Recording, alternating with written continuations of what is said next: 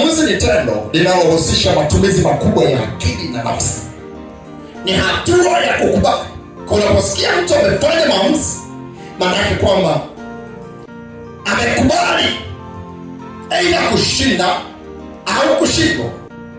Maamuzi ni tangazo la suluhisho lako. Maamuzi ni msingi uliojengwa kwenye ufahamu.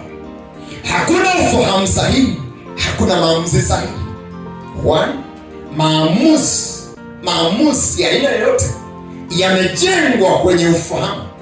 Kinachosukuma kufanya maamuzi ya namna fulani ni aina ya ufahamu, ni aina ya maarifa, ni aina ya elimu ulionayo kwenye hilo jambo, ni aina ya elimu, aina ya ufahamu ulionayo. Kupokea ufahamu ni kupokea nguvu ya maamuzi. Kwa hiyo mtu anapopata maarifa ya fulani, Biblia inatuambia kumcha Bwana ni chanzo cha maarifa. Kumcha Bwana ni chanzo cha maarifa. Therefore, kupata maarifa ya aina fulani ni tafsiri ya wazi unapata ufahamu wa aina fulani, na kwa ufahamu huo utakupa maamuzi. Maamuzi yoyote yaliyojengwa nje ya ufahamu sahihi ni maamuzi feki. Maamuzi yoyote yaliyojengwa nje ya ufahamu sahihi ni maamuzi feki. Maamuzi ya namna yoyote yanayotoka kwenye maisha ya mtu anaamua, lakini nje ya ufahamu wa aina fulani, ni tafsiri ya wazi maamuzi hayo ni feki. Kupokea ufahamu ni kupokea nguvu ya kufanya maamuzi. Ufahamu unakupa upana wa kuamua mambo. Ufahamu unakupa upana wa kuamua mambo. Inategemeana unapata ufahamu kutoka wapi. Ni muhimu kujua chanzo cha maarifa yako ni ipi. Itakupa nguvu ya kuamua vyema. Ni muhimu kujua ninapata ufahamu kutoka wapi.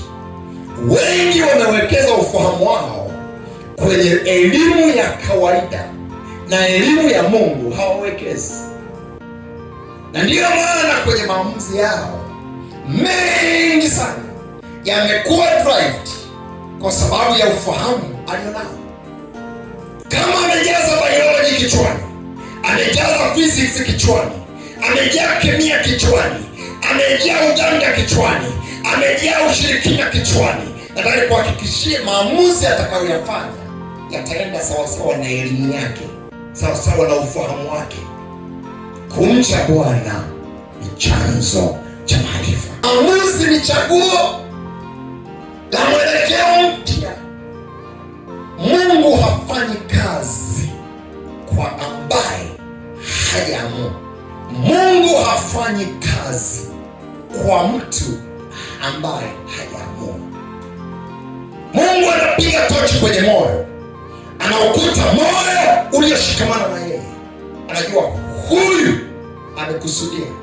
Na Mungu anatengeneza mnyororo, mtiririko wa kuja kuhudumia. Why? Anaangalia moyo,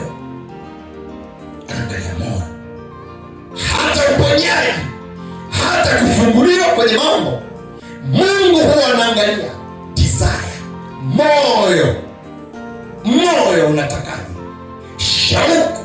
Halafu hiyo shauku anaipima na mwenendo wako. Umekusudia kuvuka maamuzi yako, Mungu anakuvusha, kwa sababu nafsi ndiyo inayokupa maamuzi. Mwili ufanye nini? Nafsi ikilishwa na roho au elimu ya kawaida, inatafasiri ufanye maamuzi gani. Nafsi ikilishwa chakula cha rohoni, ikilishwa chakula cha mwilini, inatafasiri itoe maamuzi gani. Naeleka kwa Mungu.